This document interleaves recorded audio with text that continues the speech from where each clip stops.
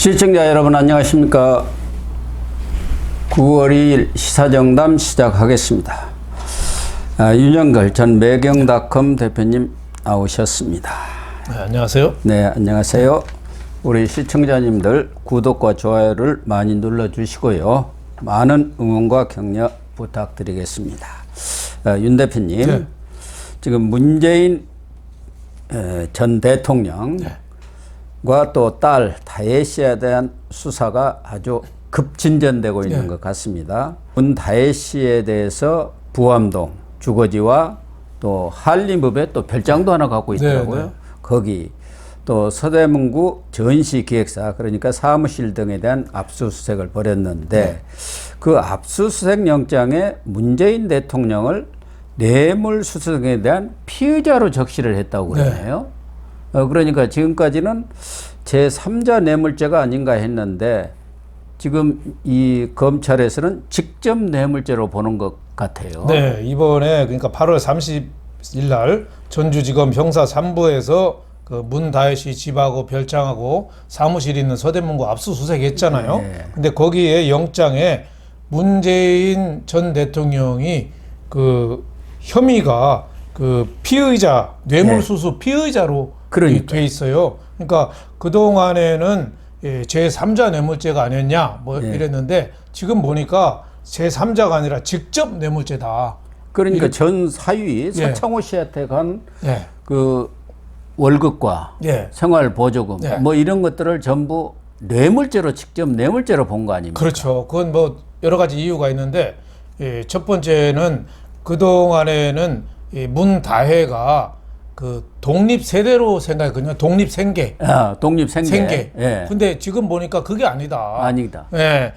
타이스타제 전무 취업시켜줄 때 그 이전에도 문재인이가 생활비를 대줘서 겨우 사는 집안이다. 그럼 독립생계가 못됐다 이거예요? 아니다 이거죠. 그러니까 얻어먹었는데 타이스타제 취업을 시켜줌으로 해서 2억 3천만 원이라는 그 대가 챙겼잖아요. 그래서 생활한 거 아니냐. 그래서 문재인이가 생활비도 그때 지원을 끊었대요. 그러니까 옛날에 왜 검찰에서 박근혜 전 대통령 할 때 최순실하고 경제 공동체라고 그랬잖아요. 말 세필 삼성의 그렇죠. 그것 때문에 박근혜 전 대통령은 한 푼도 받은 게 없는데 경제 공동체니까 최순실이가 받은 걸 박근혜 전 대통령이 받은 게 됐잖아요. 그러니까 이것도 문재인이가 직접 받지 않고 문다혜가 받고 문다혜 남편이 받았지만은 이게 경제 공동체니까 바로 문재인이가 뇌물죄가 된 거죠. 받은 거나 다름없다. 그렇게 본 거예요. 그렇죠. 대가성이 있다 이거예요. 그렇죠. 이게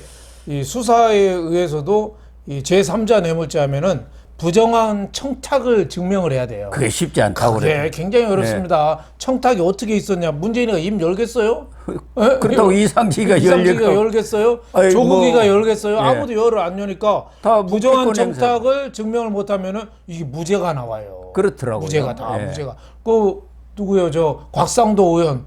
그 아들 받은 것도 무죄가 나와서 1심에 지금 2심하고 있는데 그 아들은 독립생계다. 독립생계다. 그렇죠. 곽상도는 관계없다. 그렇죠. 무죄 나온 거예요. 그러니까 문다혜는 너는 독립세대가 아니니까 뭐 부정한 청탁 이거 필요 없이 받은 것만 확인되면은 바로 감옥 가는 겁니다.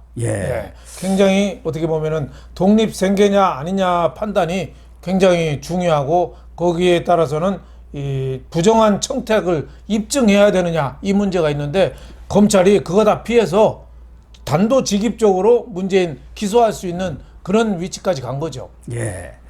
그보다도 더 중요한 것은 지금 오늘 조선일보에서 단독 보도를 한 것 같던데요.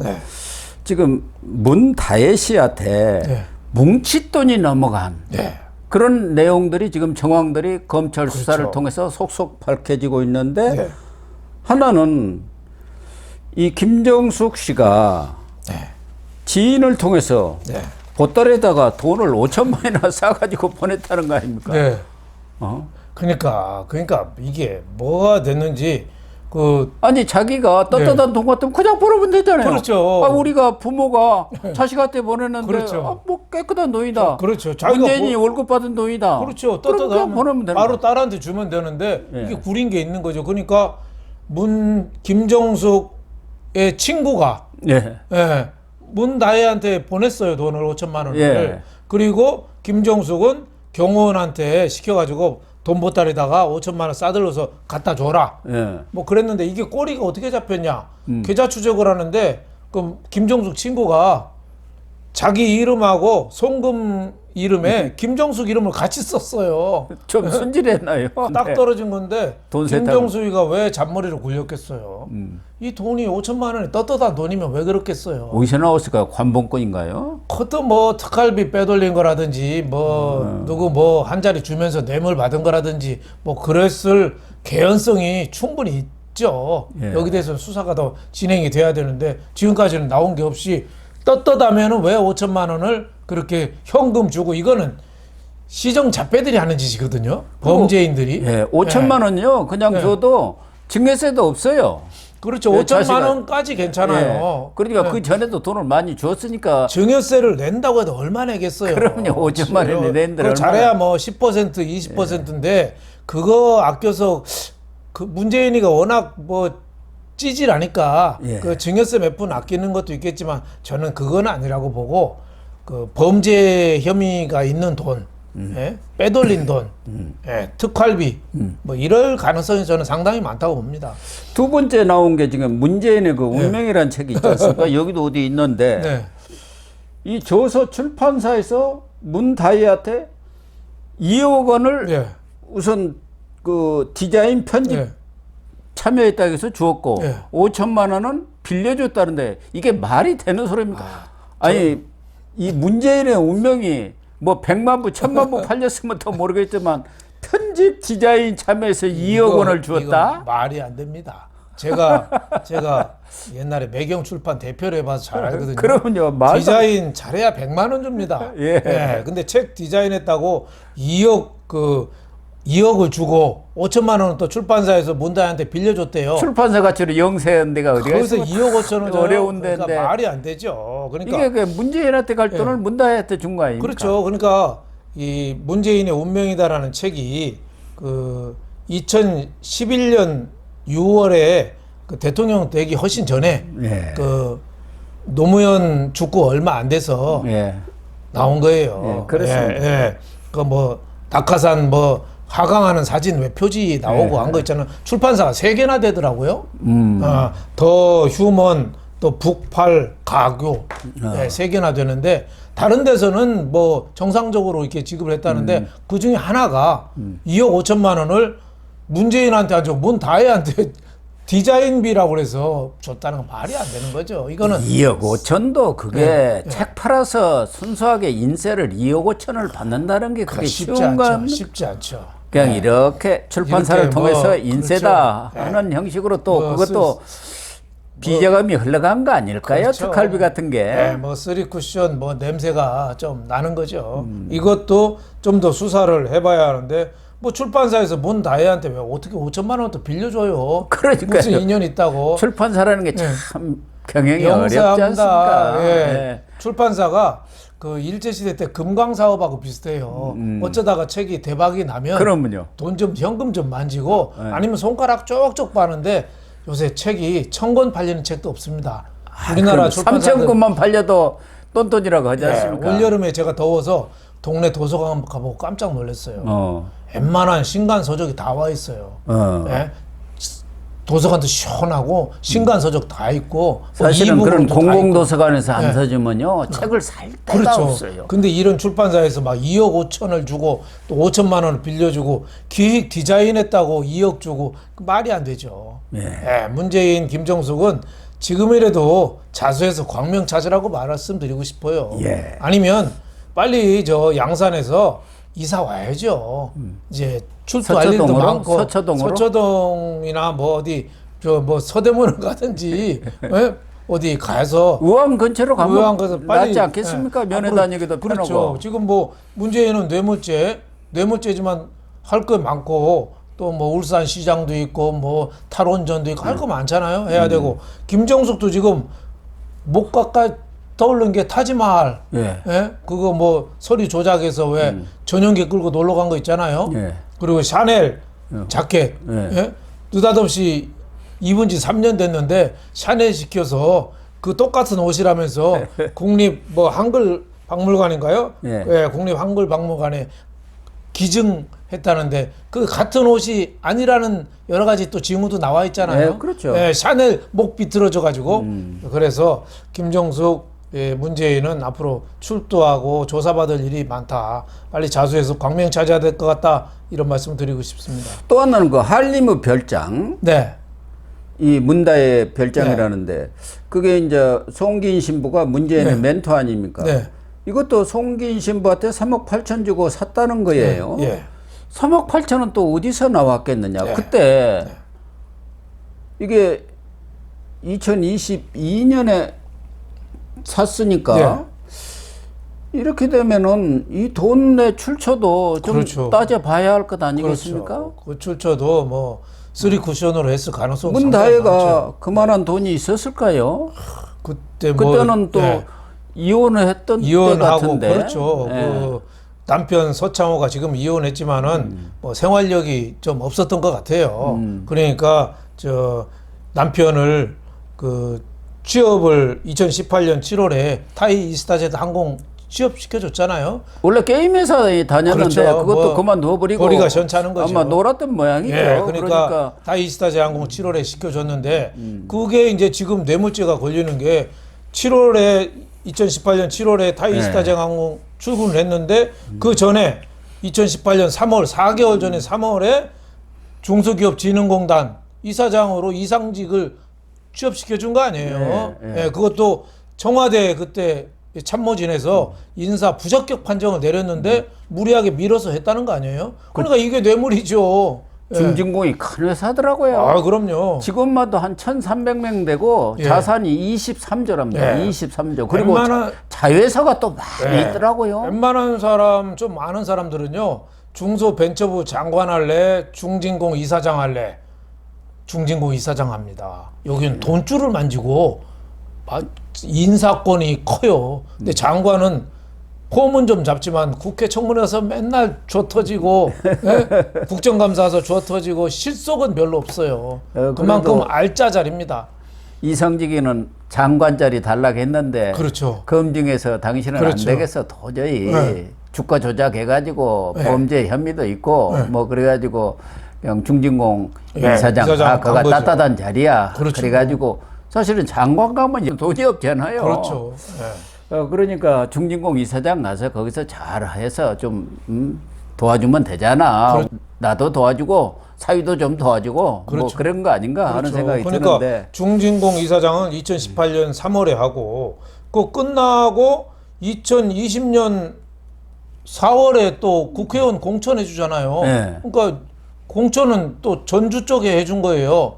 그쪽은 민주당 하면 그건 말뚝 박은 거나 똑같잖아요. 그러니까 중진공 이사장은 네. 사위 취업 대가고 네. 전주 을 공천해 준 네. 것은 또 별도의 뭔가 있었지 뭔가 또 있다고 않겠습니까? 봐야죠. 그렇죠. 뭐 그래서 지금 검찰이 계좌 추적을 네. 지금 하고 있지 않습니까? 지난 7월부터 압수수색 영장을 발부받아가지고 예. 그러니까 이 계좌 추적을 하다 보면 뭐가 터져 나올지 모릅니다. 그렇죠. 지금 문다의 계좌 추적을 좀 하니까 거기서도 뭉칫돈이 나오는데 여기서는 뭉칫돈이 정도가 아니라 뭐 그냥 돈다발이 쏟아지는 거 아니에요? 큰 돈이 나올 수가 있죠. 특히 저 문재인도 그렇지만은 저 김정숙이가 좀 그런데 굉장히 밝아요. 좀 밝고 좀 탐욕스럽다는 얘기가 예. 많잖아요. 그러니까 아마 큰 돈이 더 나오고 지금 나온 거는 세 발의 피가 일 가능성이 상당히 있다고 보여집니다. 그래서 지금 문재인 청와대에 있었던 사람들 또 내각에 있었던 국회의원들 27명인가 8명이 뭐 일일날 기자회견도 하고 그래가지고 현 정부 뭐 정치 단합이다. 뭐 먼지털이 수사다, 별건 수사다 이렇게 얘기를 했는데 윤건현 전 상황실장 아닙니까? 국정상황실장은 그런 수사를 한다고 하면서도 이건 사실이 아니라는 얘기는 또 안 하고 있더라고요. 그렇죠. 이건 맞다고 본인도 판단하는 모양이에요. 아니 계좌 추적에서 다 나왔는데요. 돈 그러니까. 있는 게 이걸 어떻게 허위 수사 뭐 짜집기 수사라고 하겠어요. 지금 계좌 추적에서 탁탁 나오는데 팩트가 나오는데 이건 꼼짝 말하는 거죠. 지금 문제는 저 문다혜가 또 뭐 요새 넷플릭스 뭐 거기 나오는 게 있어요. 거기다 또 한마디 했대요. 아무도 없는 숲속에서 예. 거기 대사까지 이용해서 그 개구리가 되어 보세요. 머리는 빙빙 돌고 몸은 늘어지고 숨은 가늘어지는데 그 돌을 누가 던졌을까? 왜 하필 내가 맞았을까? 이런 생각만 한다. 자기가 돌 맞은 개구리라 이거죠. 근데 자기가 딱 떨어지는데요. 자기가 그러니까. 억울하다고는 하지만 팩트가 드러나는데 여기 검은 돈이 지금 딱 나와버린 그렇죠. 거 아닙니까? 자기 기준으로- 빼박이에요. 이런 네. 것보다 빼박이라고 하는 거 아닙니까? 그렇죠. 그러니까 다른 개구리들도 많은데 왜 하필 내가 맞았냐 이거죠. 다 그러는데 다 그런 그러는데.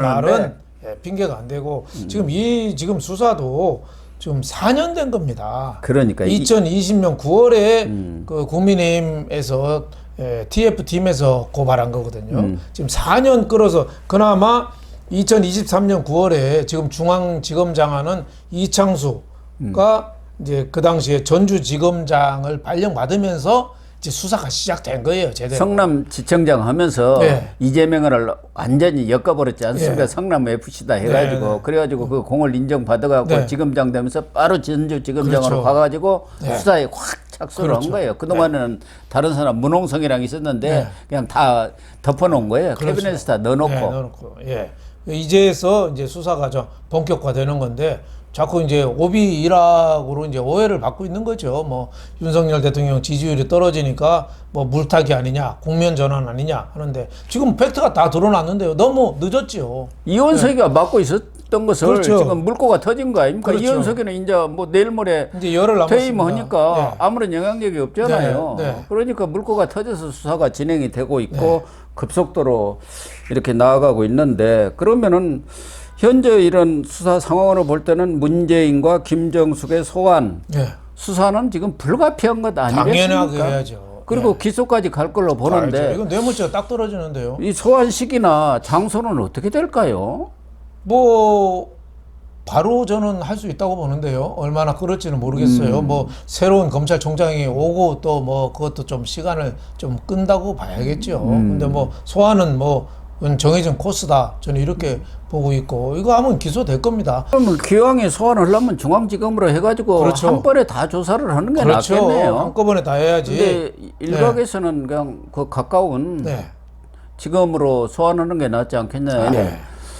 이 문재인도 뭐 전주지검으로 부르기는 그렇고 중앙지검으로는 이게 이첩이 안 됐으니까 근처에 뭐 창원지검이 있는지 어쩐지는 모르겠습니다만은 그쪽에서 소환하는 게 낫지 않겠나 하는데 뭐 시기와 장소는 추후에 결정이 그렇죠. 되겠지만 네.